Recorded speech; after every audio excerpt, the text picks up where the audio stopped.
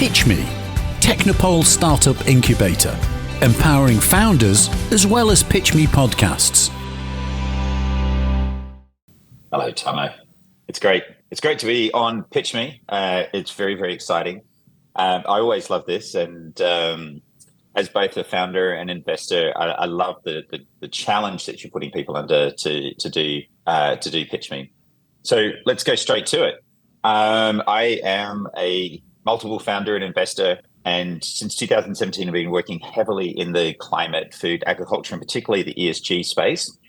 ESG is just, despite what everyone they think from a political viewpoint, is just growing and growing. It is so essential now for companies to understand how sustainable they are, to showcase how sustainable they are, and particularly to showcase how sustainable their products are. Now, when I was in the ESG, I just sold an ESG business called Equilibrium. I sold it to a US company in 2021, which went IPO on the NYSE last year, and they really understand the sector. And as I got into it, I realized that the whole ratings business is a total cartel. It's basically when you are trying to find out how sustainable your company is, how sustainable a product is, how sustainable your suppliers are, and particularly on supply chain, you have to, as a Microsoft or Apple, etc., and you want to understand how sustainable your suppliers are, you have to go in and you send out a form, and you have to pay. So I have to pay $2,000 just to get started. So I fill out all my details to the leader is a company called EcoVadis, been around for 15 years. It's very old school, very manual process. And about 3-4 months later, I get back a certificate, gold, silver, bronze, not really sure how that happened. But and if I made any improvements, I got to go through the whole process again. And guess what? Even if I want to show that certificate to everyone, I have to pay another $1,500, $2,000. It's unbelievable. And it's the same for so many of these other rating systems and everything. And they're universally disliked by corporates and suppliers alike. And one of the problems is that we need to know how good and how environmentally friendly our companies are around the world. If there's any exposure to child labor, any exposure to what good governance is all about. And that is becoming more and more demanding, especially in the light of all the governance issues that we've had with FDX and everything recently. But, this pay-to-play cartel approach has literally just so much friction. So I have joined a company as an investor and now running product called OpenESG. And OpenESG is started by an amazing founder called Tee Ganbold. And Tee was previously at Consensus, and then and she's just starting off in her career, and then became the co-founder of a company called Clear AI, which was looking at how to optimize supply chain. And when she was looking at how to optimize supply chain, she realized the same thing I did when I was running ESG data business across corporates in the US, is that it's very hard to find all the data. There's no point optimizing this thing if there's no data. We don't understand we're just at the very, very tip of the iceberg on how many companies are rated. EcoVadis has been around 15 years. It's only rated 100,000 companies because of this pay-to-play moment. So what she's done is she's completely flipped the model. She said, look, right, we're going to go with a free, fast, dynamic, and open approach. We're going to bring the principles of Web3 and AI to the sustainability world. No more of this manual stuff. You now get a link. You can sign up online. You go in there. It will drag in as much data as it can from an AI process, and then you will fill in the rest of the data. And you immediately get a score, and you immediately get and it's all about rewarding you and how positive. It's not like negative all the time. It's about like, what are you doing that's positive? Because one of the things that I think Elon Musk was completely right about ESG is that he was like, hey, I created the EV industry and you're rating me down for something that I'm doing over here. Like I literally have changed the world. And that's one of the problems. Like it's so negative, the ESG industry at the moment.